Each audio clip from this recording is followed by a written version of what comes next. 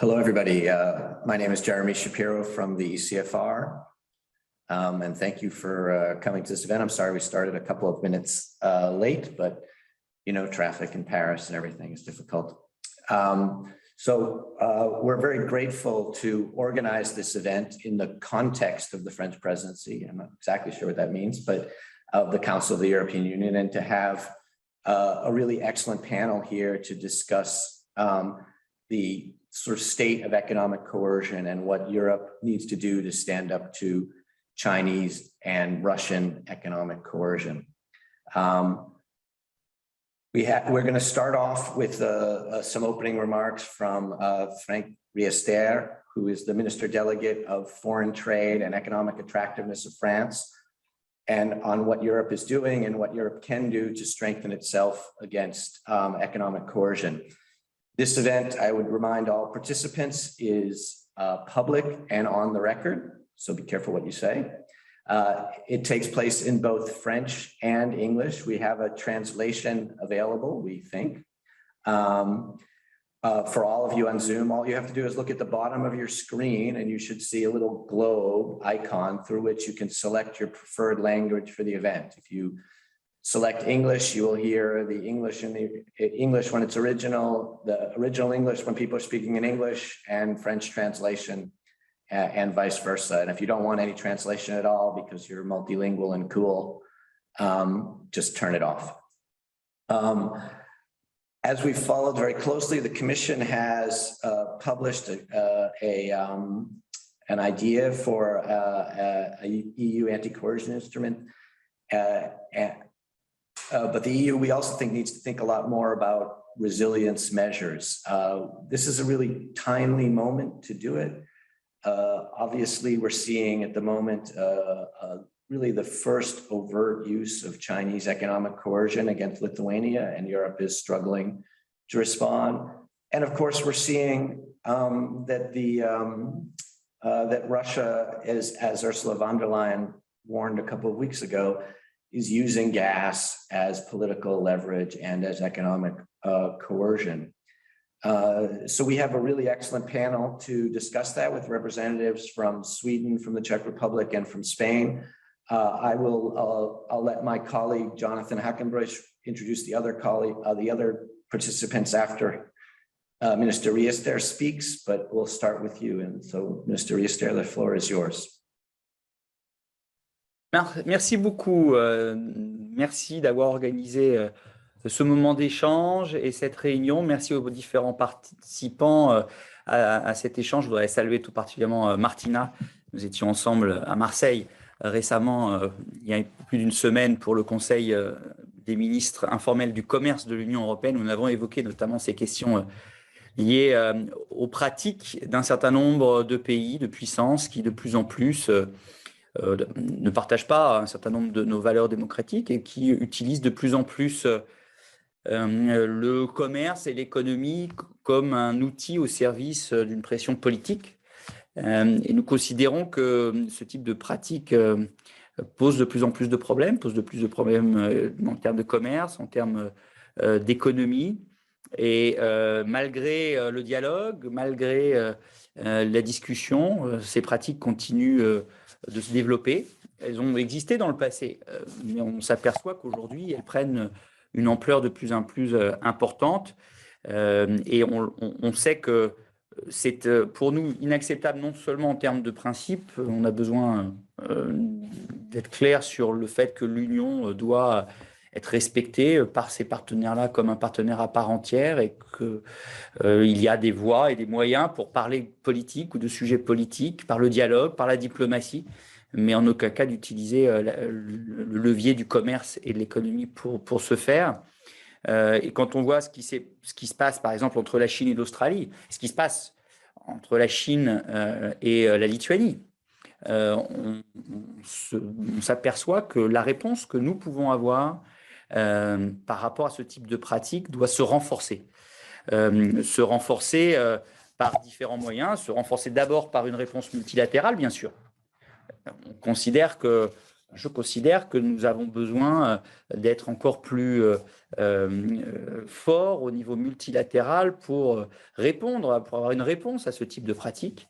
C'est pour ça que nous sommes très mobilisés, acteurs à la modernisation du fonctionnement de l'OMC, au renforcement de peut-être de ses moyens, et que nous puissions dans l'avenir avoir une réponse multilatérale à ce type de pratique. Mais on voit bien que pour l'instant, ce n'est pas le cas. En tout cas, ce n'est pas suffisant, étant donné le spectre qui peut être utilisé par ces pays pour nous mettre une pression politique via ces outils commerciaux et économiques. Et donc, nous pensons qu'il faut avoir une réponse vraiment globale, multilatérale, en diversifiant aussi nos partenaires, nos sources d'approvisionnement, pour ne pas dépendre uniquement d'un client ou d'un fournisseur. Et nous devons aussi veiller à peut-être, et c'est tout l'objet de la loi anti-coercition européenne en cours de négociation et de discussion, se doter de propres outils, nous, Européens, pour répondre à ce type de pratique. Alors, non pas pour l'utiliser évidemment d'une façon offensive, mais vraiment de l'utiliser d'une façon défensive, je dirais même l'utiliser d'une façon dissuasive. C'est d'avoir un outil qui nous permet, par dissuasion, d'éviter ce type de pratiques, encore une fois, qui sont inacceptables. Si je prends le cas de la Lituanie, on a vraiment collectivement et individuellement au sein de l'Union européenne affirmé un soutien plein et entier à la Lituanie et appelé à une réponse vraiment collective et unitaire. C'est ce qui est le cas, et forte vis-à-vis de ce qui se passe et de l'attitude chinoise. Et donc, nous pensons que dans l'avenir, si nous avons un outil comme l'outil anti-coercition, nous pourrons éviter ce type de pratique parce que nous serions disposés à l'utiliser et utiliser avec beaucoup de force si c'est nécessaire. Je pense que dans l'avenir, nous devons, pour cette question de l'anti-coercition, mais plus largement sur les questions de commerce, avoir une réponse qui est à la fois d'abord et avant tout multilatérale, mais avoir une réponse aussi autonome au sein de l'Union. Et quand il s'agit de questions de pratiques déloyales ou de pratiques distorsives ou de pratiques coercitives, avoir les outils qui nous permettent d'éviter que nos partenaires aient des pratiques déloyales, distorsives, assertives et qui créent finalement des tensions. À chaque fois, on précise évidemment que notre priorité d'action, c'est la diplomatie. C'est d'avoir d'éviter les crises, d'éviter les tensions. Mais force est de constater que malgré ça, certains ont des pratiques qui nous paraissent devoir nécessiter des réponses adaptées avec des outils dont nous ne disposons pas encore au sein de l'Union européenne. Et c'est pour ça qu'on y travaille spécifiquement avec nos partenaires du Conseil, avec la Commission et avec le Parlement actuellement et dans les semaines qui viennent. Merci beaucoup, Monsieur le Ministre délégué. Thank you very much. My name is Jonathan Hackenbroich. I'm a policy fellow for economic statecraft at ECFR, and I'll be moderating the rest of the discussion. And also warm welcome from my side to everyone on the call and in this event. We will now turn to our three other panelists, and two of them are actually with us, so that's great. We're hoping for the third to join momentarily, but I want to go just in alphabetical order. First to Arancha González Laya, who's chair of the Vice Persons Group on Challenges Facing the European Union, but of course, former Minister of Foreign Affairs of Spain, and also with a lot of trade background, so perfect for this discussion of geoeconomics. Of course, worked for the Trade Commissioner in previous roles, among other things. And also, as of Friday, Dean of the Paris School of International Affairs, or as of soon, but announced on Friday. So we're very happy to have you, Arancha, with us. over to you for your opening words on what you just heard, but also in general, the geoeconomics era and what it means for Europe, and recent instances of coercion we may have seen or we have seen from China, Russia, and others. Please. Thank you very much, Jonathan. Thank you for the invitation to debate this very timely topic. And let me build on the comments made by Franck Riester a minute ago. And let me tell you that I very much share his views. I mean, coercion is as old as international trade is. We've seen instances in the past of coercion against the European Union by different countries, not necessarily all the autocracies. Sometimes they were well-established democracies like the US, for example. But what is true is that we now have a different landscape. We are living in a much more power-driven international moment, with geopolitics returning with huge force to shape the manner in which we interact. And therefore, the question for the European Union is, how does it deal with this much more geopolitical world? And how does the EU do this on an area where the EU has a certain experience, which is the area of international trade and investment? The European Union project was essentially constructed bottom up from this trade and investment position. I think the name of the game is to build the European resilience, to be much more resistant to pressures that it will receive internationally, and this requires a mix of offensive and defensive instruments that I'll try to very briefly outline with 3 T's. T number 1 is trade, T number 2 is technology, and T number 3 is trust. Let me briefly on the first one, which is trade. I think it's very intelligent of the European Union to move to have an instrument that would allow the EU to fight against coercion that is not captured by the instruments that the EU already has in its arsenal, the trade instruments of the World Trade Organization, which is to devise a specific instrument to fight back, to respond to countries that push with trade and investment measures to obtain wider political objectives. But as the EU does that, I think that resilience in the area of international trade must also be to have an offensive agenda. I like a lot the call that we just heard to be a very active player in reshaping the rules of international trade multilaterally. I also think that the EU has an important bilateral trade agenda that it should move forward to build a big resilience compact with countries with whom it has a specific alliance. T number 2 is technology, and on technology again is both a mix of regulatory capacity and industrial capacity, both let's say on the ground as well as on the cyberspace and on the outer space.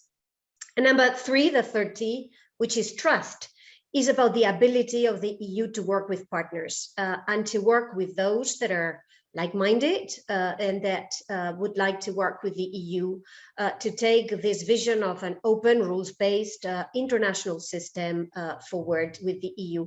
With these 3 ingredients, in my view, the EU is in a good position to build this resilience that would be the name of the game in a much more geopolitical world. Back to you, Jonathan. Thank you very much, Arancha, and we'll definitely keep the 3 T's in mind. So very helpful to remember. And we would have now gone to Krister Nilsson, State Secretary in Stockholm on trade and counterpart of Franck Riester, and our other panelists, who we will then therefore now turn to directly to in Prague, Martina Tauberová, Deputy Minister for EU Affairs and Foreign Trade, for your opening thoughts on the topic. And we will, of course, I will just say that already, get into the specifics of what's going on, Lithuania, Russia, and so forth. And also let me encourage everyone on the call already to think about questions. You can use the Q&A function. We will receive your questions. Unless there are only 2 or 3 questions or 4 coming in, there may be too many to get to all of them, but we will carefully select and try to cover as many of the topics as possible that are being raised. But for now, over to Martina in Prague. Thank you very much, Jonathan. And I would like to greet you all. Good afternoon to you all from Prague. It is a great pleasure for me to be here, to be with such distinguished panel to discuss the very important topic of the ACI and the right response of the European Union to the global current context. I think that what Minister Riester mentioned, as well as Jeremy, when he outlined today's discussion, and of course what has been now described by Madame González Laya, I would only subscribe to all of this, because I think that it's quite obvious that we do understand that the global trading context and the current situation has departed from the post-liberal era we were all used to, and all our measures and instruments were basically adapted to the liberal era.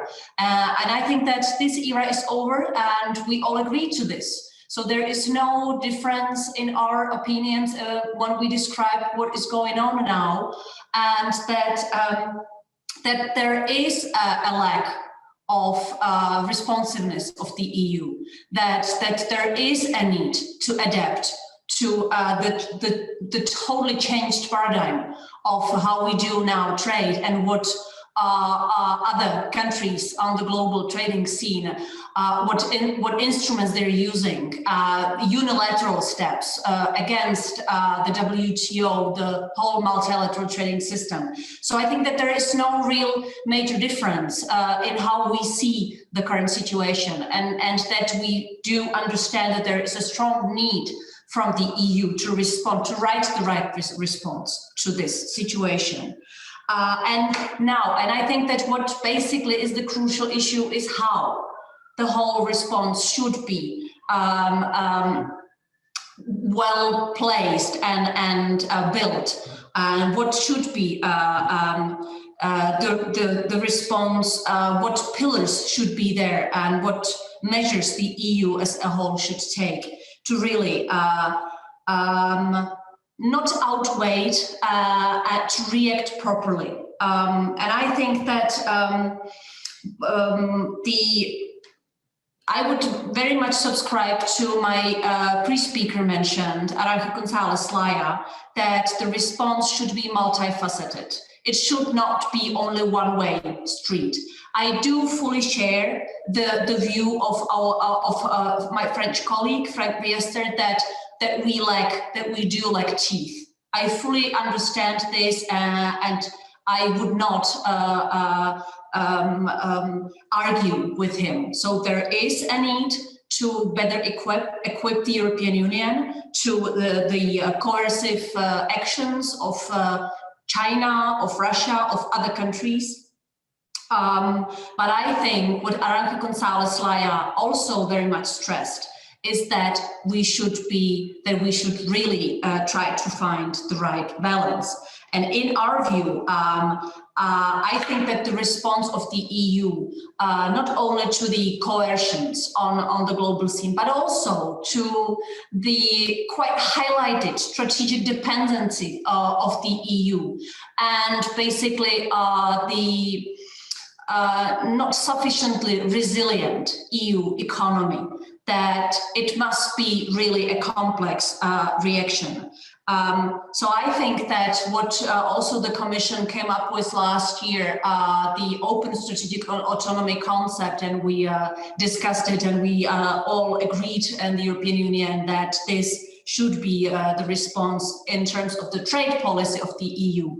I would also very much welcome what the French presidency is very proactively now advocating and pushing for during their presidency. The measures and responsiveness of the EU when we talk about increasing the resilience of the EU, and when we talk about lowering the dependency of the EU on some strategic components, on strategic materials as well as raw materials. We should not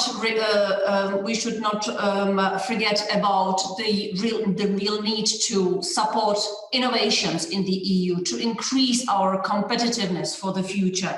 So all these fronts are extremely relevant and important to take different initiatives, parallel initiatives to really build up the real resilience of us, as well as the strategic autonomy. Doing this, we should not really forget, and I would really again underscore what Madame Arancha González mentioned. We should not forget the very proactive and ambitious trade policy agenda to really strike the right balance between the strategic autonomy as well as the ambitious, proactive trade policy. And I think that we do not have major differences with our French partners on this. I think that it's a matter of discussing how we use the ACI, the anti-coercion instrument. I think that we understand that basically the devil is in detail, where we are open and ready to discuss all different parameters of the instrument to make sure that we avoid risks this instrument poses when we talk about, we should really make sure that we avoid protectionistic weapon in the hands of the EU, in the hands of the Commission. We should make sure that it's a real deterrence instrument. We do understand that we need such an instrument, but let's really make sure that it is a last resort and that we use all measures, all different phases of how to lower the tensions and how to basically decrease or avoid further escalation of the trading dispute with other countries, and to really have this deterrent, have very well defined the involvement of EU member states, when this instrument will be used and when it will be triggered, under what conditions, and also to have a very balanced and very open and proactive trade policy to make sure that we do not resign on our ability and that we are fully equipped, also that we talk about re-energized, reactivated EU trade policy when we talk about the ability to negotiate, to conclude, to ratify, as well as to implement trade policies, free trade agreements with our partners. So these are elements I think that we should be able to agree upon, because we understand the real threats out there. We also understand the risks of having only strong weaponry, but we also understand that not having this weaponry is to the detriment of the global posture and positioning of the EU. But let's also not forget on our partnerships, on strategic alliances. When we prepare these instruments, let's talk with our allies and partners about these instruments to avoid basically their counter reactions. So I think that I'll stop here, basically, Jonathan, if you agree, just to give the chance also to others to speak. Thank you. Great, thank you very much, Ms. Deputy Minister. And we have now with us Swedish State Secretary Krister Nilsson as well. We'll give you the floor and then open up, and I've seen some interesting questions come in. Of course, we're here talking about, and we just heard Ms. Tauberová talk about the need for a multifaceted approach. One of them with an aspect, with a deterrent, a strong deterrent, this anti-coercion instrument that the Commission is proposing. And some of the questions already in the chat, just to pre-visage them or preview them, of course, go to the question of that's a more mid to long term. That might help in the mid to long term. What do we do about concrete issues now that we're now facing? And we'll get to that. But first, Mr. State Secretary Nilsson, the floor is yours. Thank you very much, Jonathan, and I hope that you can hear me well, even if you haven't been seeing me at the screen. I've been listening to you.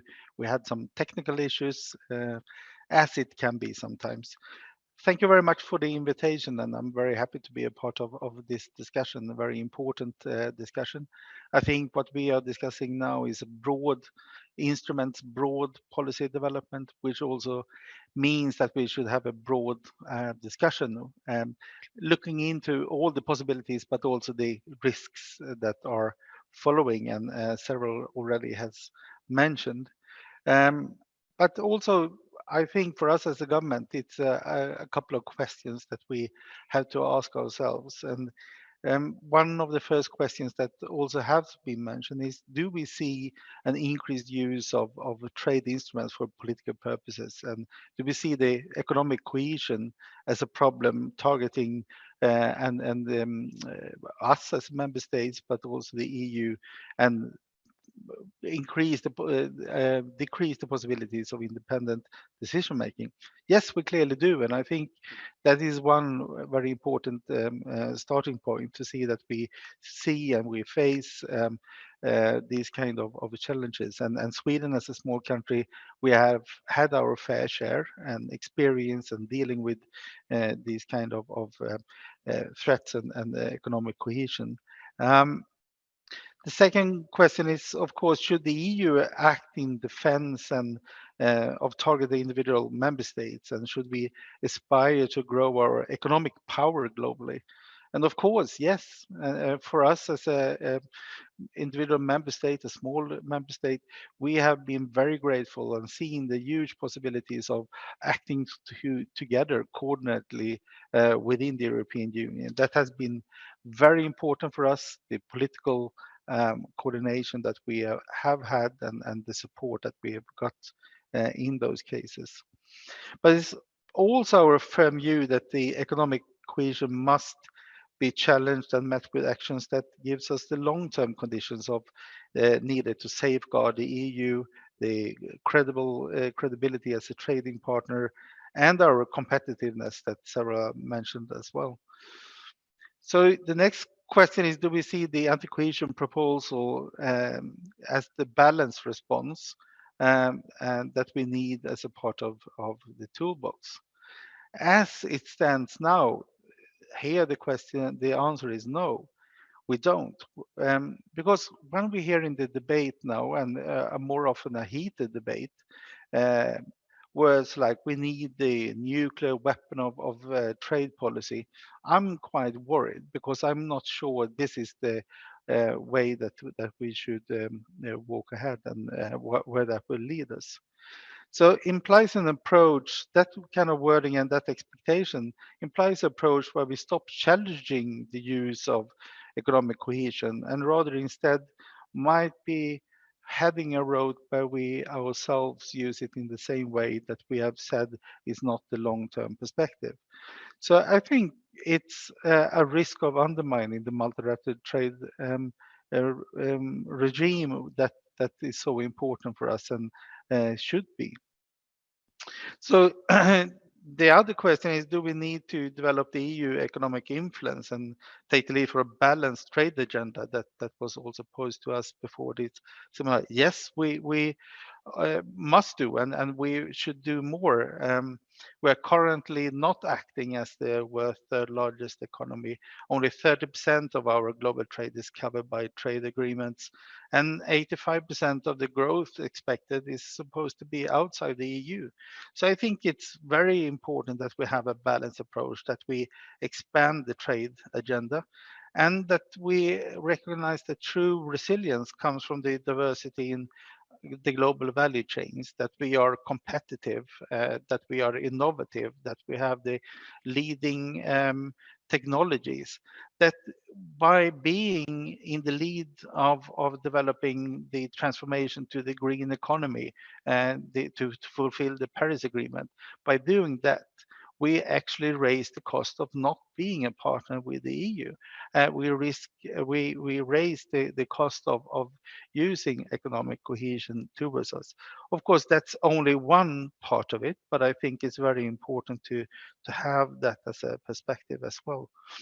So by working in this way, we will have the balanced trade agenda, and I think we will have to restart and focusing on also the global trade agreements, as well as developing the anti-coercion measures. And I think Martina has been listing some of the initiatives that can and must be discussed.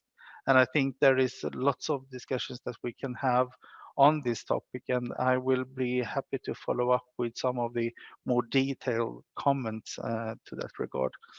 Thank you. Thank you very much, Mr. State Secretary, and well noted. Especially the question of, is the ACI the balanced response that the EU needs? The question you raise, and where you say no, and do identify a risk of undermining the multilateral regime. So since that's also part of the our Q&A coming in, what does this mean for the WTO, does that mean a weakening and so forth? We'll definitely get to that question, and I also certainly want to pose it to Arancha, who's worked in a critical position at the WTO, of course, and to each of you. But I do have two overarching questions for each of you when we now do the second round. One is with regards to Lithuania, and it's been come up in the Q&A. The anti-coercion instrument is a long-term question. How do we now react? What can we as Europeans offer Lithuania concretely? And is it right to show solidarity that goes beyond important, truly important, of course, but statements, and what could that look like?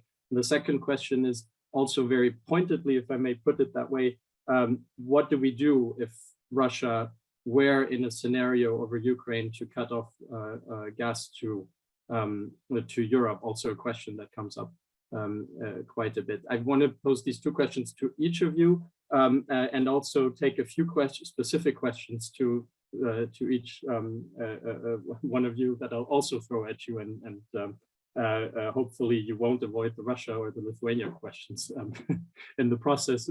But I'll go back now to Martina Tauberová in Prague with this question about protectionism, and the two questions I asked about Lithuania and Russia. Please. Well, thank you, Jonathan, for this. Well, I think that what is extremely in reaction to what is happening to Lithuania, and we all see that there are no longer only threats on the global scene, but also quite clear punitive measures from China, as well as there is a high risk now of punitive measures of Russia in reaction to sanctions. What we really need to do is to keep unity of the European Union, because there are obvious attempts, and it has from long-term perspective, it's been policy of Russia to undermine the unity of the EU. We can see a very similar attempts coming from China now. So I think that we should make sure that react in a unified way. And also what I would what I would strike and support very much is the EU's approach on the WTO front. So I think that it is necessary to really use the existing mechanisms we have to start consultations, to ask for consultations, WTO, which is happening now, and this is something we support very much. The third reaction is obviously what we're discussing today, and that is how we would really equip the European Union to support the Lithuania also with concrete instruments to be able to respond in a let's say long term, to have a long term reaction ability. Thank you. Thank you. And another. Just to, if I may, pose that question from Q&A, how do we see the EU trade policy in light of growing protectionism in important European countries? It's coming from Ambassador Miguel Berger. Does this policy shift not weaken our capacity to react against economic coercion? I'll take this first to Arancha and then also to Krister, Nilsson, and Franck Riester. And please keep in mind, I mean, Ms. Tauberová did reply to especially the Lithuania question, or the two Lithuania and Russia. What do we do if we face a gas cover? Arancha, please. Thank you, Jonathan. I think what's important is to understand that we are in a scenario where we have to walk and chew gum at the same time. And this is precisely what the EU is doing. It's preparing short-term with clear responses on both the Lithuanian case as well as the case that Russia decides to invade Ukraine or to take a set of coercive measures against the European Union, for example, in the area of gas. And what we've clearly said is, well, don't do it. We would prefer you not do this. We would prefer to engage in a dialogue to address any grievances that you have. But if you decide to take this route that we do not want to take, we will be ready.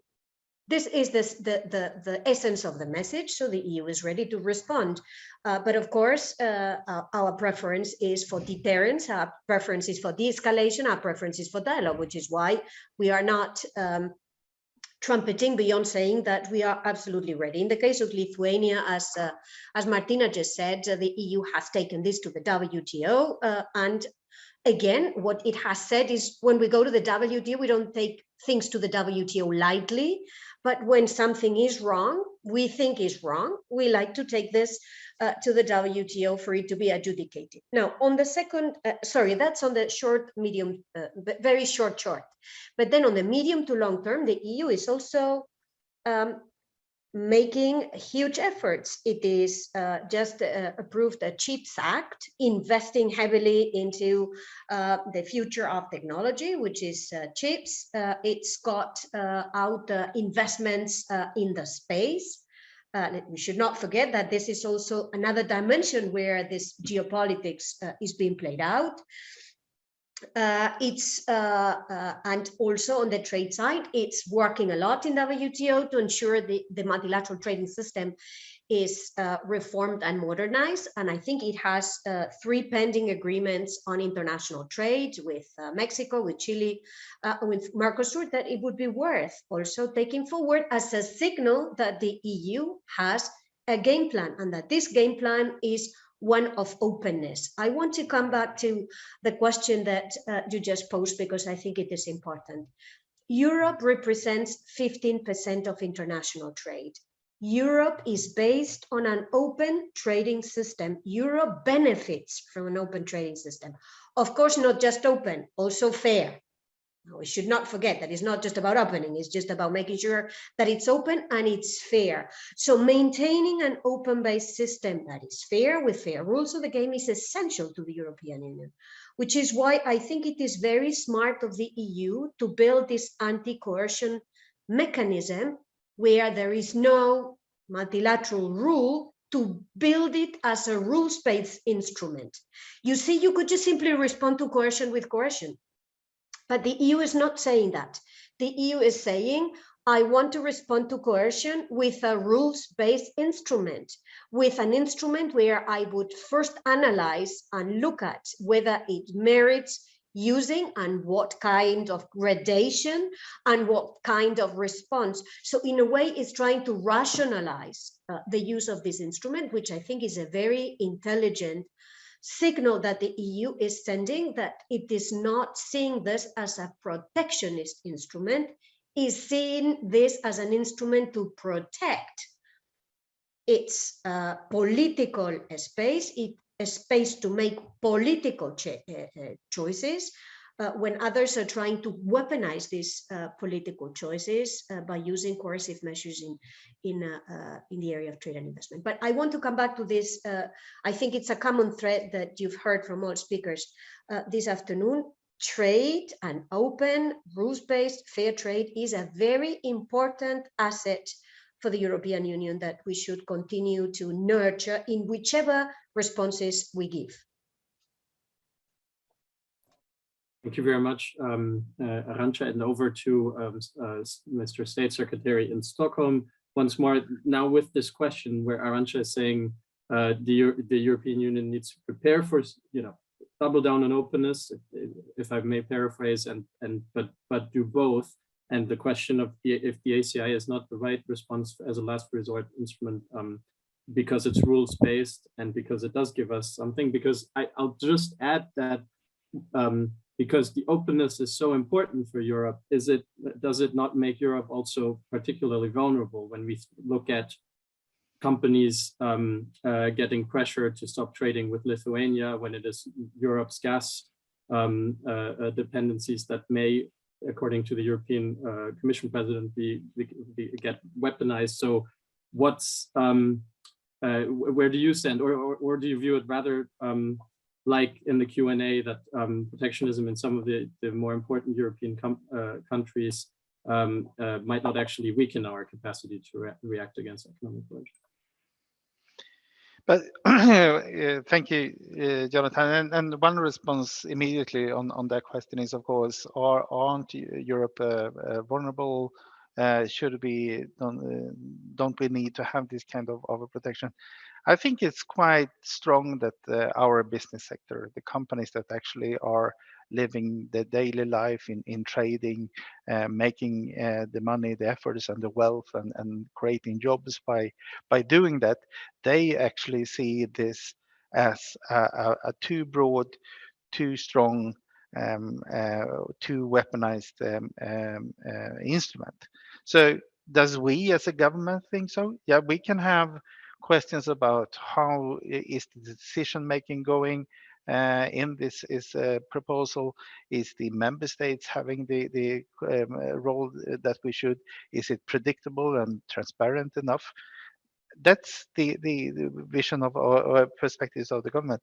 But I think we should also take into account that at least some part of the business sector, and definitely in a small country like Sweden, also see the risk of how the instrument is now developed.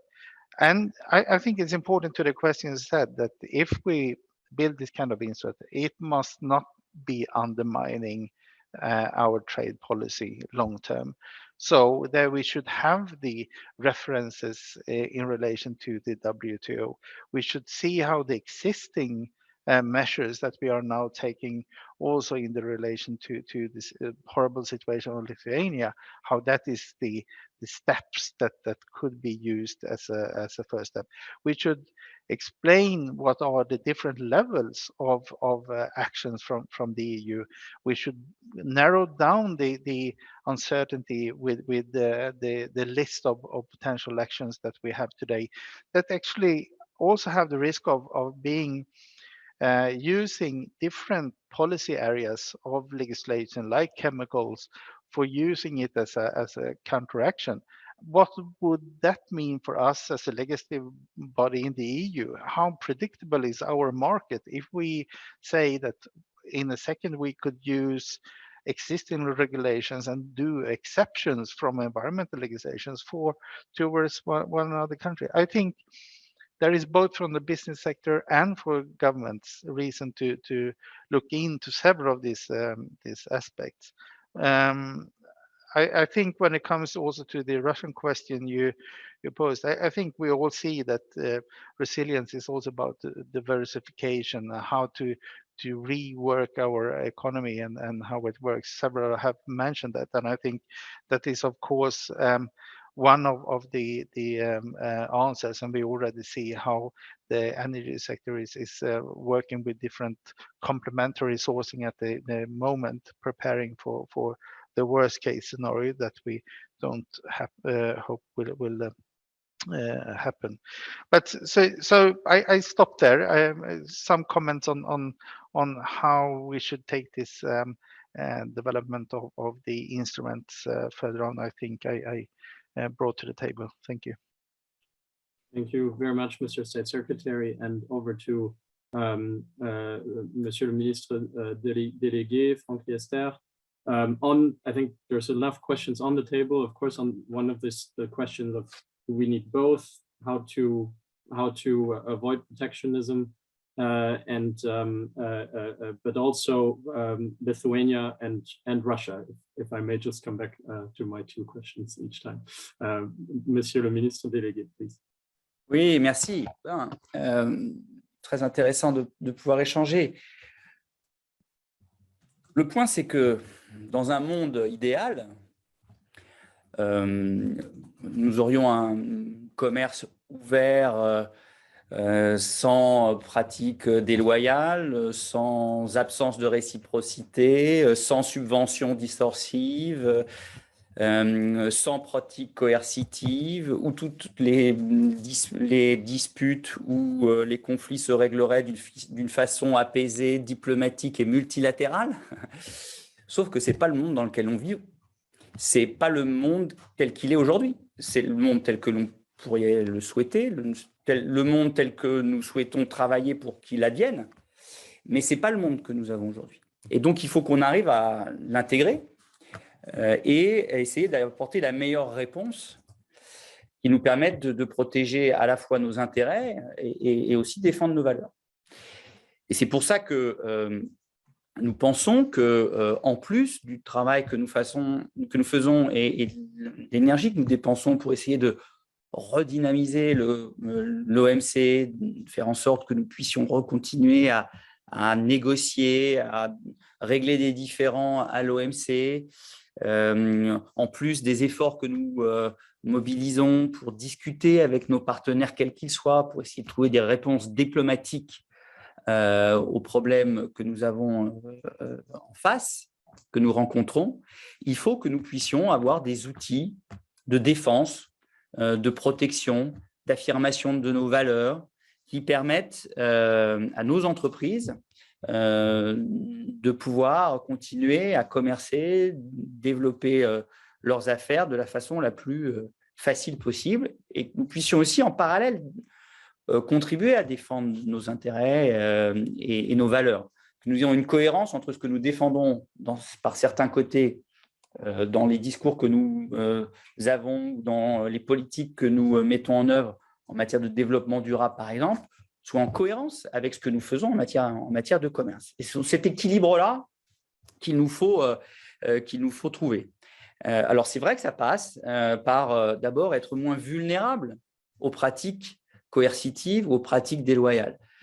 Ça nécessite effectivement d'avoir une transition énergétique qui nous permette d'être moins dépendants de nos fournisseurs en énergie, à commencer par le gaz, être moins dépendants de certains composants pour notre industrie, être moins dépendants aussi de tel ou tel fournisseur.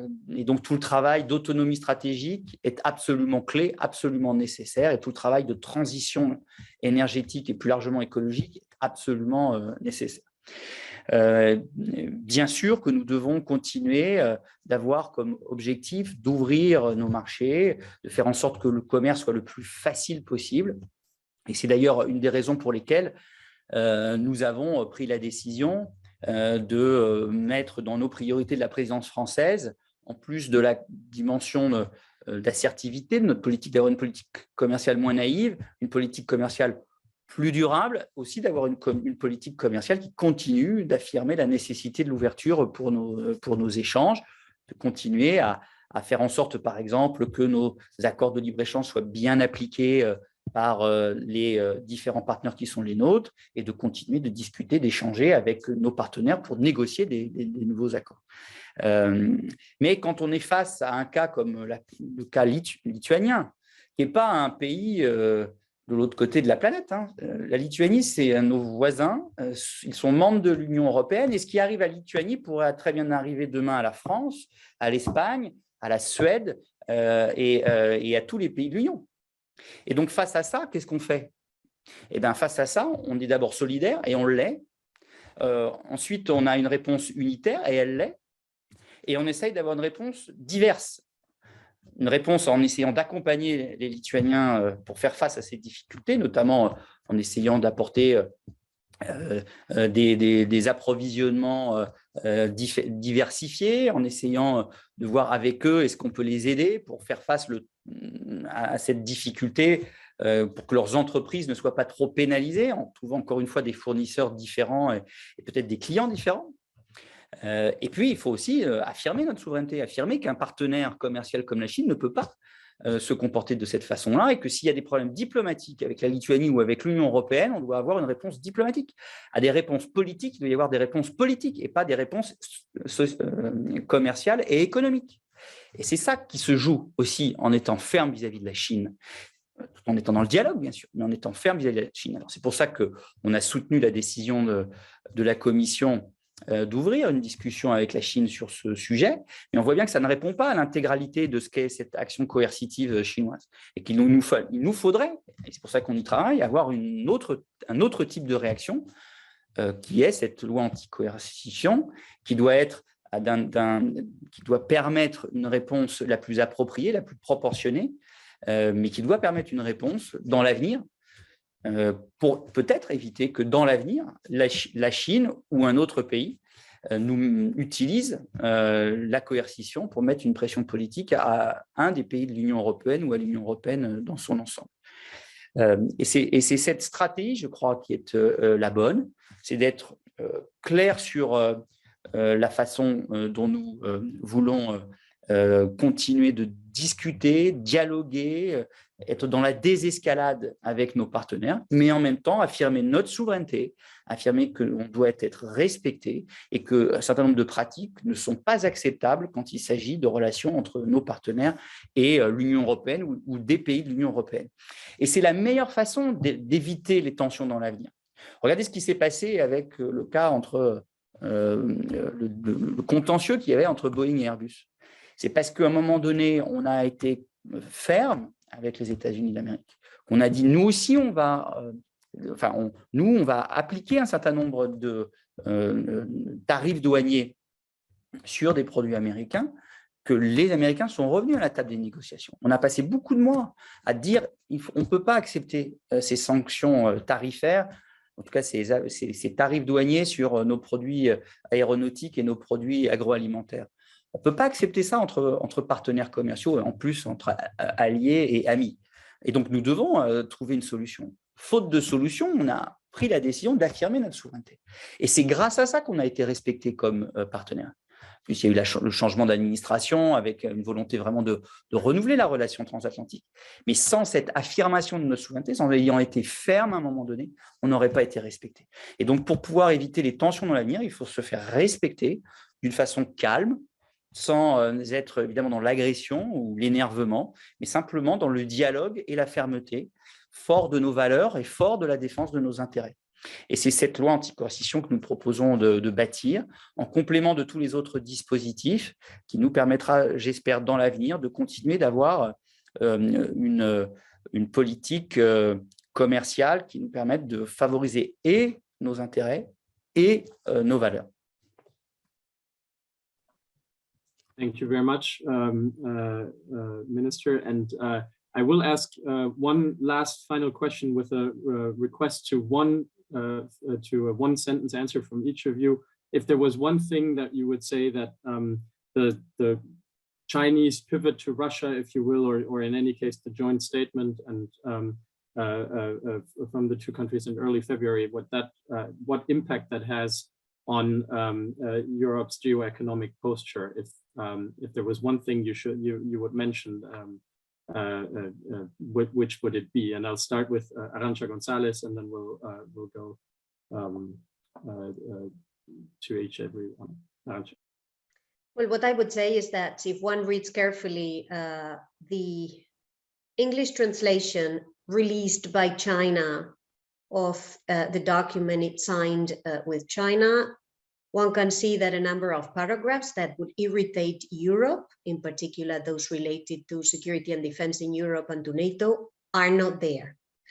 And this to me means that China cares about what Europe will respond.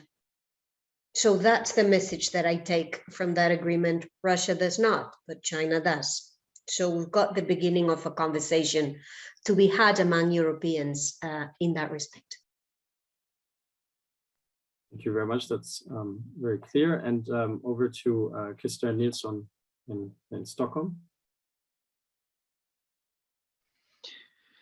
Thank you so much, and thank you so much also for the discussions. I think there is lots of bits and pieces that we have to continue to discuss and to develop our policies further ahead. When it comes to the questions you said, if you want to have the short one sentence answer, I can just say I agree that we should look into how also China and Russia wants to cooperate, and where we see the trade, see the openings, and as I said, follow that thread and see what we can do from that. So it's very important to see the possibilities. Thank you. Thanks a lot, Martina, Tauberová, and Franck. Well, Jonathan, I think that what should be now clear to everybody is what type of countries we're dealing with and what intentions they basically have. So if there were any different descriptions or even understanding, and not a unified basically comprehension of what type of countries we're dealing with, then that should not be any longer. So I think that that should basically lead us really to the beginning of our discussion, where we underscored the need to really be able to react, but as well as the ability to progress and proceed jointly in cooperation with other allies and partners, so that we really also use all the mechanisms described in our Indo-Pacific strategy, for example, to also look at the US Indo-Pacific strategy and to see it as a platform for joint approach and coordination vis-a-vis our partners in Asia, in this very crucial region, that we also use our instruments we have on the table already to close alliances and partnerships with our partners in Latin America, to really progress on the FTAs, to have a geostrategic footprint in crucial areas, and to build our alliances and partnerships with countries around the globe vis-a-vis the challenges which we all face when we talk about these two global players. Thank you. Thank you very much. And over to Franck Riester for the last words. Oui, merci. Bah, écoutez, oui, ça revient d'ailleurs aux propos que j'ai eu au début. Je crois qu'on a face à nous des puissances qui sont de plus en plus décidées à affirmer cette puissance, avec des valeurs et des régimes politiques qui sont bien souvent différents de ceux de l'Union européenne, et qui sont prêts à beaucoup de pratiques pour affirmer cette puissance, y compris d'un point de vue commercial et économique, en utilisant des pratiques déloyales, en n'étant pas dans une logique de réciprocité, en étant dans une volonté d'affirmer et d'exiger des transferts de propriété intellectuelle ou de technologie. Regardez ce qui se passe actuellement avec le secteur des cosmétiques, où la Chine a changé sa législation et impose maintenant pour l'entrée sur le marché chinois des exigences beaucoup plus fortes aux fabricants de produits cosmétiques, y compris des transferts de technologie, des transferts d'informations sur les composants des produits mis sur le marché, qui sont bien plus fortes que ce qui n'était le cas jusqu'à maintenant, avec évidemment toutes les conséquences que ça veut dire en termes de protection de la propriété intellectuelle et de la protection des technologies, et qui sont prêts aussi à d'utiliser le commerce et l'économie, donc leur puissance commerciale et économique, au service du politique. Et donc, il faut avoir une réponse qui soit équilibrée entre l'ouverture et le maintien du dialogue, le maintien des échanges, et en même temps la nécessité d'être plus ferme, d'avoir des moyens de se défendre mieux, tant au niveau multilatéral qu'au niveau bilatéral, au niveau autonome, au niveau européen, de pouvoir aussi prendre en compte nos valeurs, que ce soit l'environnement, que ce soit les droits sociaux, que ce soit les droits humains dans cet équilibre, et puis d'échanger, Martina a totalement raison, avec nos partenaires C'est pour la raison d'ailleurs, c'est la raison pour laquelle d'ailleurs j'avais 2 minutes de retard. C'était pas pour la circulation dans Paris, c'est parce que j'étais en rendez-vous avec Catherine Taille, qui est en France pour 2 jours.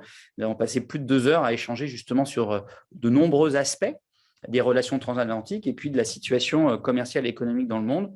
Je pense que beaucoup aussi de la réponse passe par du dialogue avec nos partenaires, à commencer bien sûr par les États-Unis. Merci beaucoup. Thank you very much. I'll take the moderator's privilege to just state that I think there's lots of agreement and unity across Europe from what we've seen here in any case on these questions, the importance of openness and the importance to react to an increasing development, increasing economic coercion, phenomenon of economic coercion. Maybe there are some questions still to be discussed on the details, but I'll take that with me and thank you, the 4 of you, of course, Jeremy Shapiro, Philip Madunic from ECFR side, and many more, and especially Arancha González, Krister Nilsson, Franck Riester, and Martina Tauberová. Thanks so much for this event and for your contributions, and have a great day. Thank you very much for having us. Thank you very much. Bye. Thank you. Bye. Bye-bye. Thank you.